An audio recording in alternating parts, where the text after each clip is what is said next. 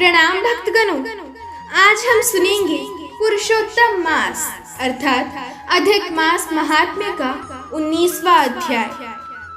सूत जी बोले, हे तपस्वियों, इस प्रकार कहते हुए श्री नारायण को मुनि श्रेष्ठ नारद मुनि ने वचनों से प्रसन्न करके कहा, हे ब्राह्मण तपोनिधे, सुदेव ब्राह्मण को प्रसन्न विष्णु भगवान ने क्या उत्तर दिया, सो हे तपोनिधे कहिए।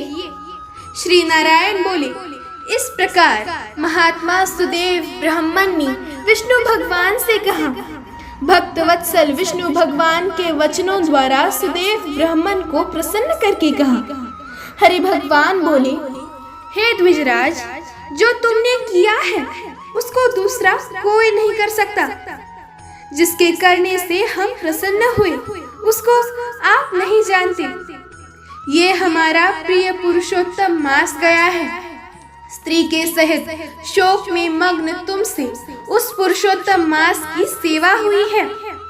हे तपोनिधे, इस पुरुषोत्तम मास में जो एक भी उपवास करता है ना, हे द्विजोत्तम, वो मनुष्य अनंत पापों को भस्म कर विमान से बैकुंठ लोक को जाता है। सो तुमको 1 महीना बिना भोजन किए बीत गया और असमय में मेघ के आने से प्रतिदिन प्रातः, मध्याह्न, सायं तीनों काल में स्नान भी अनायास ही हो गया।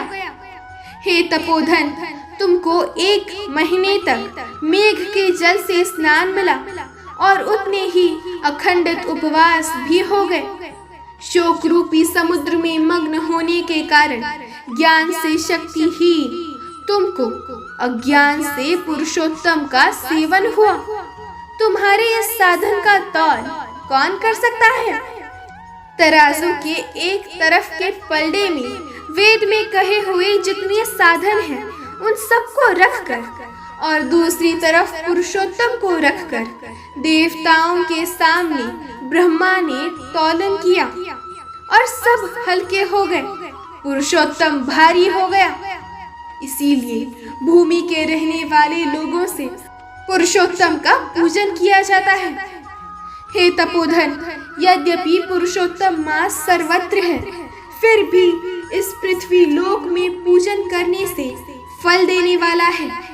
इससे हे वत्स, इस समय आप सब तरह से धन्य हैं, क्योंकि आपने इस पुरुषोत्तम मास में उग्र तथा परम दारुण तप को किया।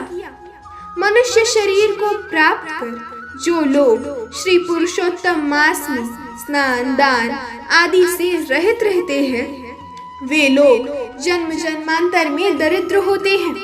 इसीलिए जो सब तरह से हमारे प्रिय पुरुषोत्तम मास का सेवन करता है, वो मनुष्य हमारा प्रिय, धन्य और भाग्यवान होता है। श्री नारायण बोले, हे मुनि, जगदीश्वर हरि भगवान इस प्रकार कहकर गरुड़ जी पर सवार होकर शुद्ध वैकुंठ भवन को चले गए। सपत्नीक सुदेव शर्मा पुरुषोत्तम मास के सेवन से मृत्यु से उठे हुए शुकदेव पुत्र को देखकर अत्यंत दिन रात प्रसन्न होने लगे।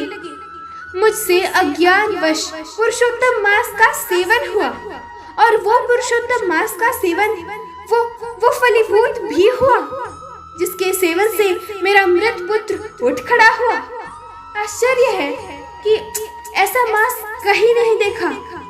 इस तरह आश्चर्य करता हुआ उस पुरुषोत्तम मास का अच्छी तरह पूजन करने लगा। वो सपत्नीक ब्राह्मण श्रेष्ठ इस पुत्र से प्रसन्न हुआ और शुकदेव पुत्र ने भी अपने उत्तम कार्यों से सुदेव शर्मा पिता को प्रसन्न किया। सुदेव शर्मा ने पुरुषोत्तम मास की प्रशंसा की तथा आदर के साथ श्री विष्णु भगवान की पूजा की और कर्म मार्ग से होने वाले फलों में इच्छा का त्याग कर एक भक्ति मार्ग में ही प्रेम रखा। श्रेष्ठ पुरुषोत्तम मास को समस्त दुखों का नाश करने वाला जानकर उस मास के आने पर स्त्री के साथ जप, हवन आदि से श्री हरि भगवान का सेवन करने लगा। वो सपत्निक श्रेष्ठ ब्राह्मण निरंतर 1000 वर्ष संसार के समस्त विषयों का उपयोग कर भगवान विष्णु के उत्तम लोक को प्राप्त हुआ, जो योगियों को भी दुष्प्राप्य है। फिर यज्ञ करने वालों को कहां से प्राप्त हो सकता है? जहां जाकर विष्णु भगवान के सन्निकट वास करते हुए शोक के भागी नहीं होते हैं, वहां पर होने वाले सुखों को भोग कर गौतमी तथा सुदेव शर्मा दोनों स्त्री पुरुष इस पृथ्वी में आए। वही तुम सुदेव शर्मा इस समय दृढ़धनवा नाम से प्रसिद्ध पृथ्वी के राजा हुए। पुरुषोत्तम नाम के सेवन से समस्त रिद्धियों के भोक्ता हुए। हे राजन, यह आपकी पूर्व जन्म की पति देवता गौतमी ही पटरानी है।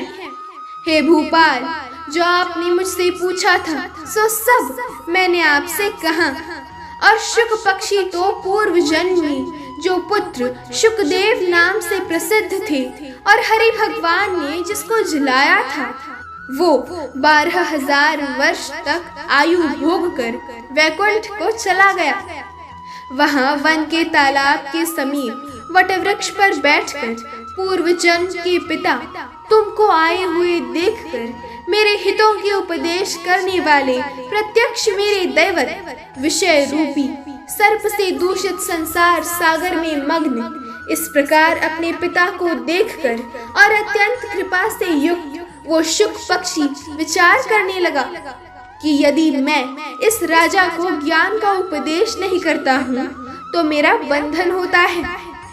जो पुत्र अपने पिता की पुन्नाम नरक से रक्षा करता है, वही पुत्र वास्तविक पुत्र है।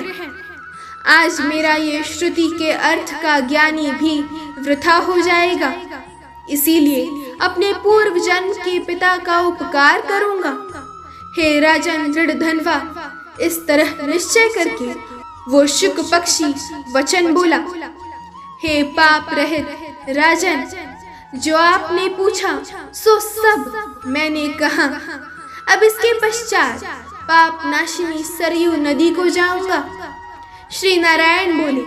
इस प्रकार बहुत समय तक उस प्रसिद्ध यशस्वी राजा दृढ़धनवा के पूर्व जन्म का चरित्र कहकर जाते हुए वाल्मीकि मुनि की प्रार्थना कर असंख्य पुण्यवान राजाओं का राजा वाल्मीकि मुनि को नमस्कार करता हुआ कुछ बोला।